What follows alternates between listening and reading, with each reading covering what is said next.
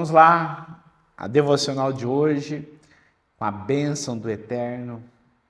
Mais um dia, as misericórdias do Senhor se renovaram sobre as nossas vidas. Por isso que estamos vivos e por isso que temos o grande privilégio de ter contato com a palavra de Deus para Ele falar conosco, revelar-se a nós. Hoje nós vamos ler e meditar no capítulo 15 de Mateus. Aqui Jesus, ele fala sobre a tradição dos judeus. E ele fala uma coisa muito interessante aqui, sobre a questão falando sobre lavar as mãos, tá? Era um cerimonial. E muitas vezes os fariseus, eles ficavam procurando qualquer coisa para ficar acusando Jesus. Sabe aquela coisa? Nada que Jesus fazia agradava.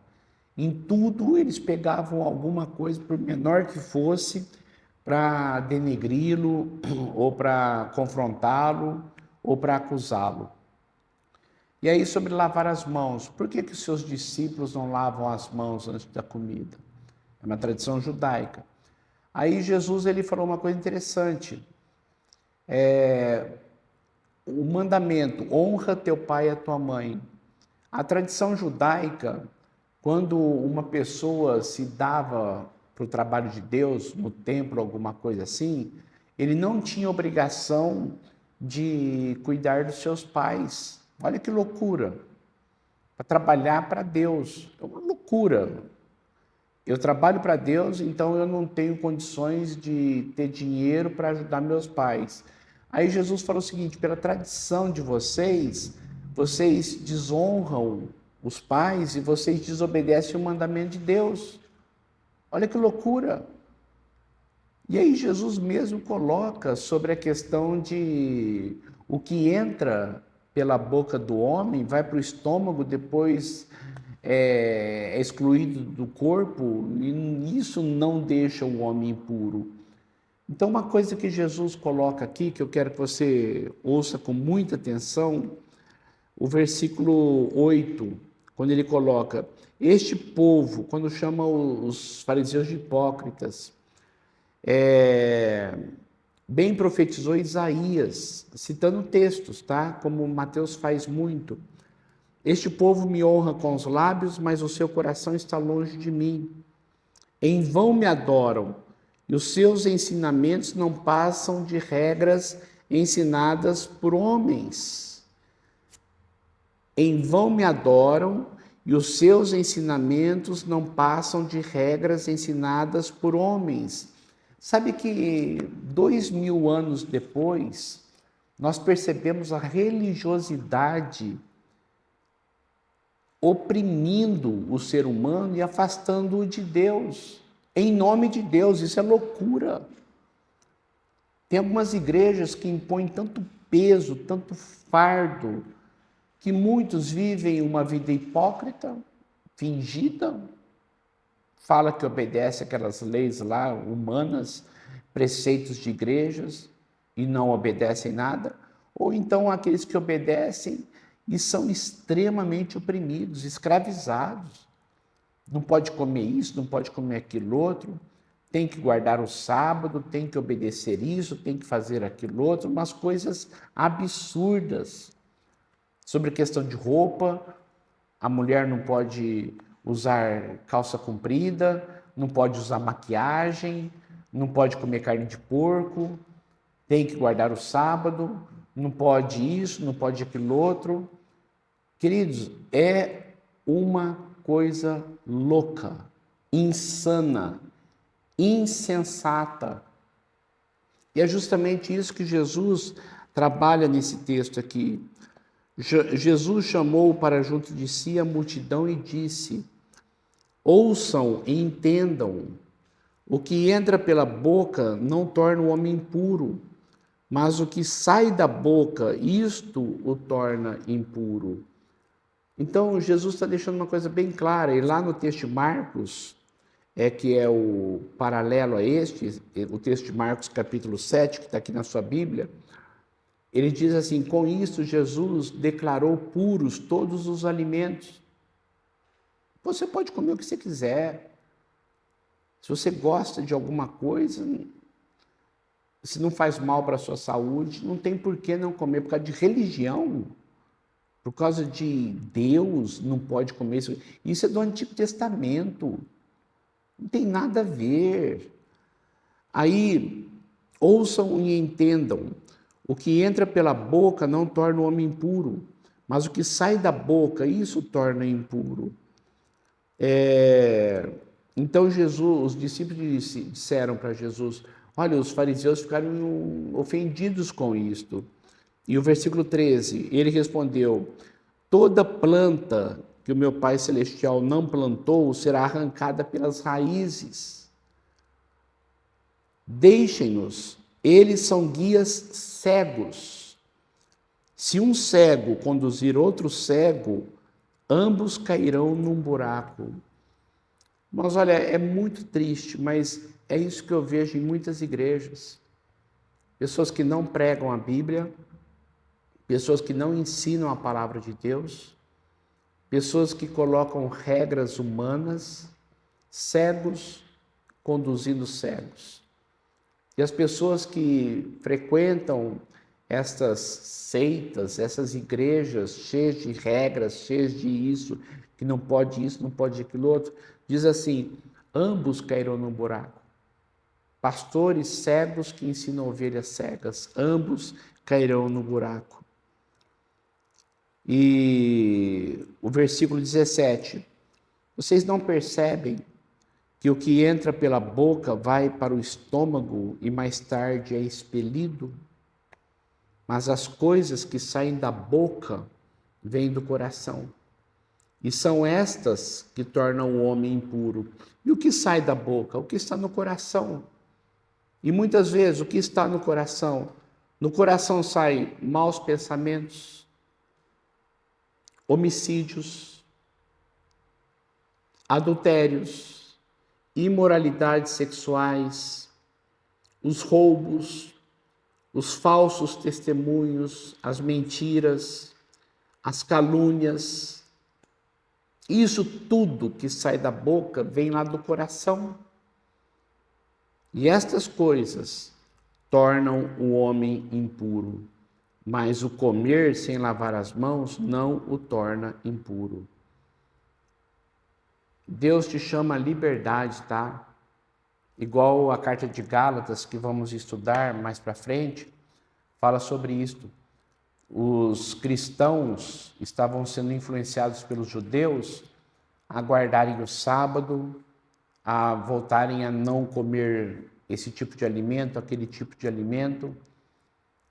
E Paulo diz para eles: olha, para a liberdade que Cristo nos libertou, não queiram vocês voltarem novamente a ser escravos. Então cuidado, tá? Cuidado. Deus te chamou ao espírito aberto para Ele, a um coração cheio de amor, cheio de santidade, que visa as coisas espirituais. Cuidado, muito cuidado. Depois nós vemos aqui uma demonstração de fé de uma mulher cananeia. Esse texto aqui é muito profundo. Eu amo esse texto. Foi quando uma mulher que não era de Israel veio pedir ajuda para Jesus por causa da sua filhinha, que estava muito doente. E aqui nós vemos um exemplo interessante. Quando você estiver lendo o texto, na hora que você estiver meditando no texto, fazendo a sua devocional, acontece uma coisa muito interessante. Jesus prova as pessoas. Provação é pôr a prova, é colocar no fogo, literalmente. É que o ourives faz com o ouro, coloca no fogo para depurá-lo e não para estragá-lo. É não destruí-lo, é para depurá-lo. Quanto mais puro o ouro vai ficando por causa da prova, ou seja, no fogo. E Deus depura nossa fé, não para destruir nossa vida, mas para fazer-nos cada dia mais preciosos. Então aquela mulher começou a gritar: Senhor, tenha misericórdia. Minha filhinha está doente, minha filhinha está endemoniada. O versículo 22, uma mulher cananeia, natural dali, veio a ele gritando, Senhor, filho de Davi, tem misericórdia de mim. Minha filha está endemoniada e está sofrendo muito. Mas Jesus não lhe respondeu palavra. E sabe por que Jesus não respondeu palavra?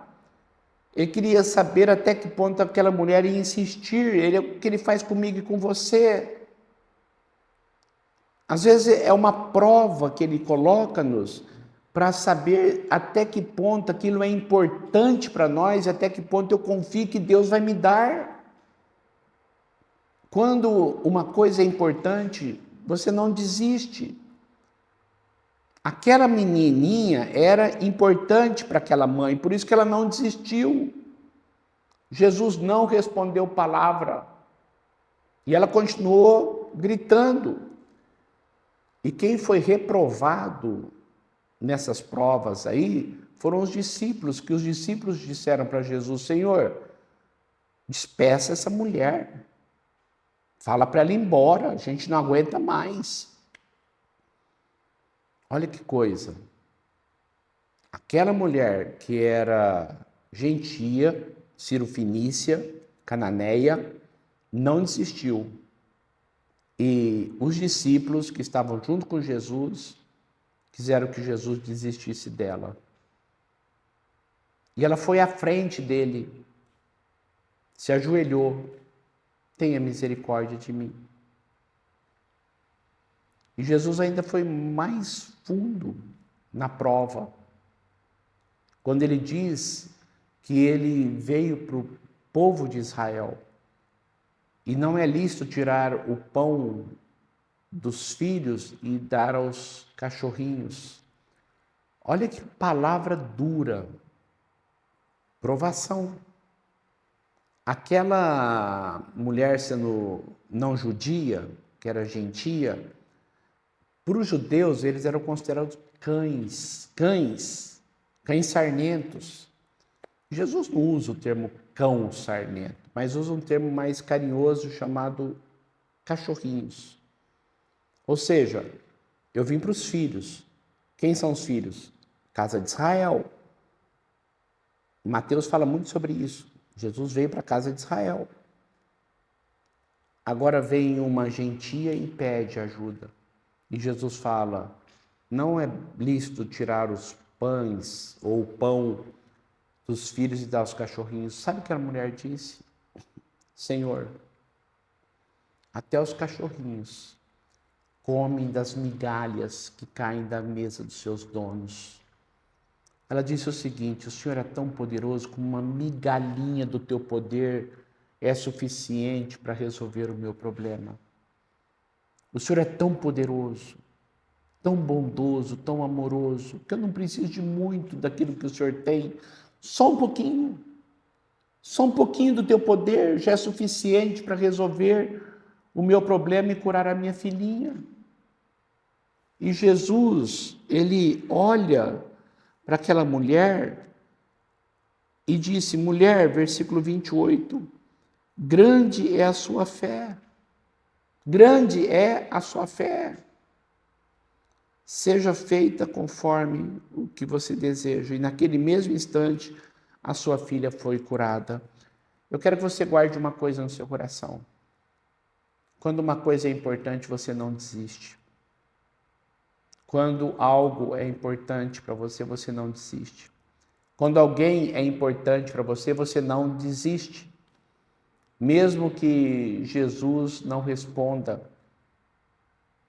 ele tem o tempo certo, mas ele ama você. E muitas vezes a aparente demora dele é a aprovação da tua fé.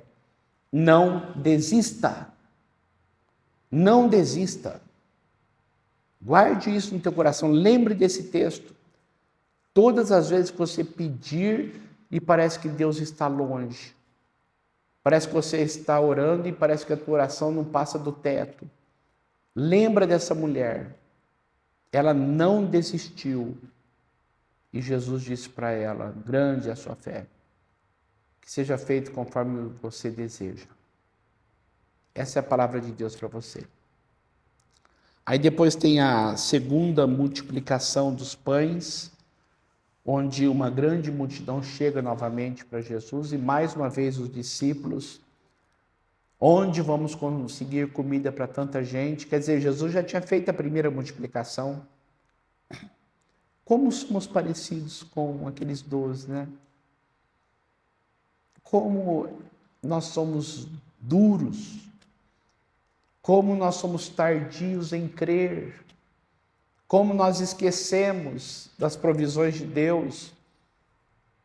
Deus já livrou você de tantas dificuldades, tantos problemas, já supriu tantas necessidades e você continua ansioso, você continua preocupado, você continua com medo. Quantas vezes Deus já fez coisas maravilhosas na tua vida e conduziu? Como a palavra que Jesus olhou para aqueles 70 discípulos que saiu para evangelizar: porventura faltou alguma coisa para vocês? E eles disseram: nada, nada nos faltou, Senhor. É essa pergunta que eu faço para você hoje. Porventura lhes faltou alguma coisa? Você vai ver: nada. E a pergunta que eu faço novamente: por que então nós somos tão duros, tão incrédulos, tão ansiosos, andamos com tanto medo e ficamos tão apreensivos? Medita nisso, tá? Na hora que você estiver lendo o texto. O versículo 35.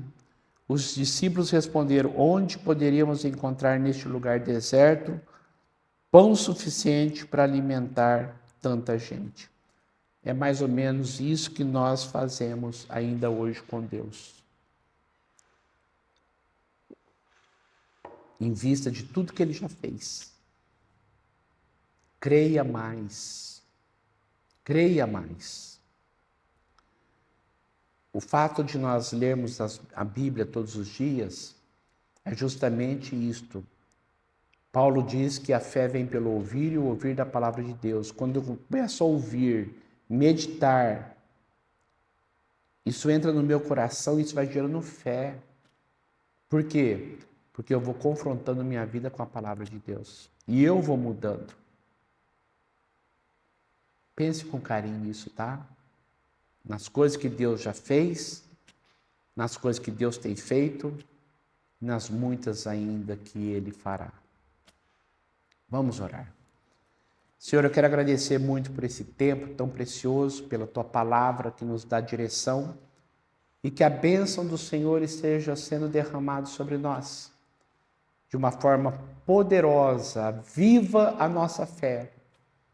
Tira, Senhor Deus, toda a ansiedade, todo o medo e, acima de tudo, ajude-nos a passar pelas provações da vida. E o Senhor permite que passemos por dificuldades, não para destruir a nossa fé, mas para fazê-la cada dia mais preciosa. Nunca deixe-nos desconfiar ou duvidar da Tua bondade, do Teu poder, do Teu amor por nós. Fortaleça a nossa fé e abençoe-nos. Em nome de Jesus. Amém e amém. Deus abençoe muito você, viu? Deus abençoe muito a sua vida. E amanhã, mais uma devocional, se Deus quiser. Deus te abençoe muito e até amanhã.